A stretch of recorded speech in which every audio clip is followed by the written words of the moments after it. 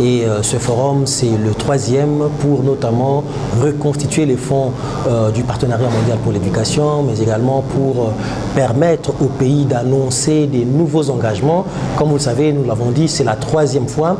Chaque pays devait donc annoncer combien il va donner en termes de part du budget national à l'éducation, en termes de part de PIB au budget à l'éducation. Et donc c'est un forum qui a été organisé par le Partenariat mondial pour l'éducation et avec tous les gouvernements partenaires, de manière à ce qu'on puisse voir comment ensemble mieux financer l'éducation au niveau mondial, mais également au niveau pays. Et bien, le forum a eu, comme je veux mieux parler des résultats, le Partenariat mondial pour l'éducation attendait près de 3 milliards de dollars américains pour notamment repartir, et à ce forum-là, c'est pratiquement 2 milliards 300 millions de dollars qui ont été collectés, et il y a encore un gap, mais c'est sur la bonne voie étant donné qu'il y a d'autres pays qui ont promis et d'autres partenaires qui ont promis, et nous avons bonne espérance que le cap de 3 milliards pourrait être atteint. Mais également au niveau pays, notre pays était représenté, comme vous le savez, le Congo a des défis énormes à relever en termes d'éducation.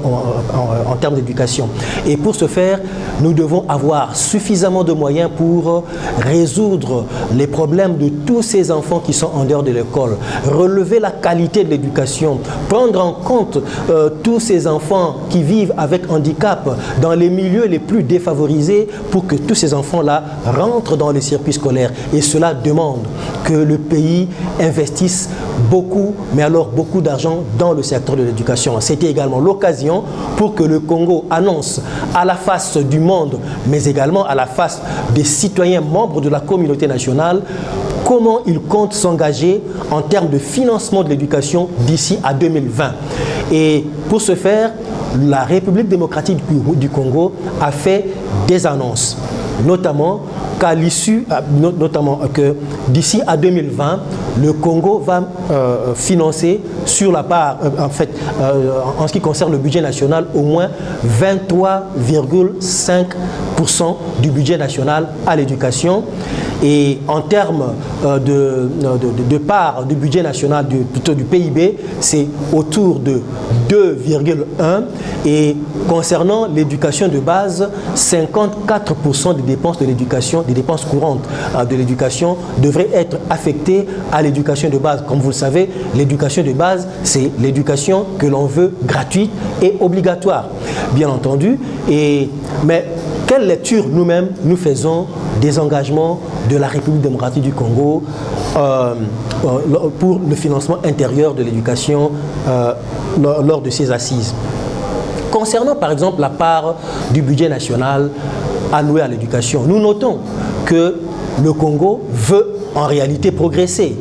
Et ce budget-là, si on promet la barre de 23,5% du budget national alloué à l'éducation, ça va faire quitter notamment les prévisions actuelles qui est de 15,73% pour l'éducation à 23,5% à l'éducation. Mais en fait, quel est le caractère? Est-ce que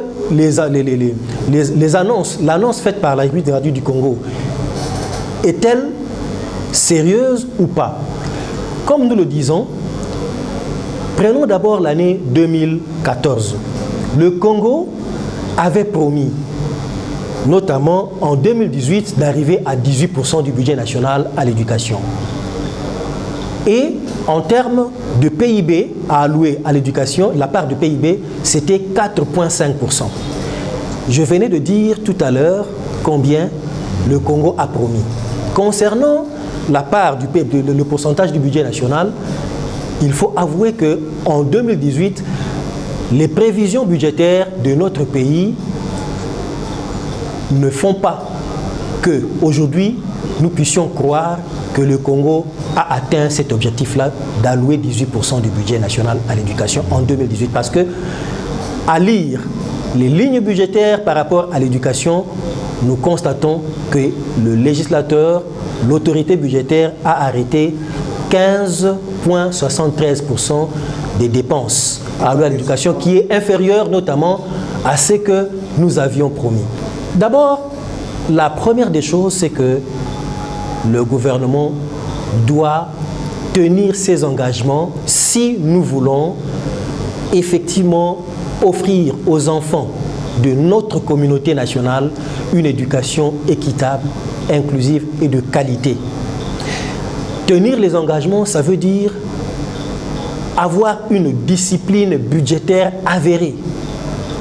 Lorsqu'il n'y a pas de discipline budgétaire, on peut dépenser pour acheter les voitures alors qu'on attend que l'argent aille pour construire les écoles, produire des livres, imprimer des livres pour les enfants ou encore pour former les enseignants. Le deuxième, c'est aller plus loin. Vous savez, si nous disons que nous ne voulons avoir que 23% du budget national à l'éducation, c'est rien par rapport à l'ensemble de besoins qu'il y a dans le secteur de l'éducation, mais c'est aussi rien par rapport notamment à la promesse déjà faite par le gouvernement d'aller au-delà de 25%.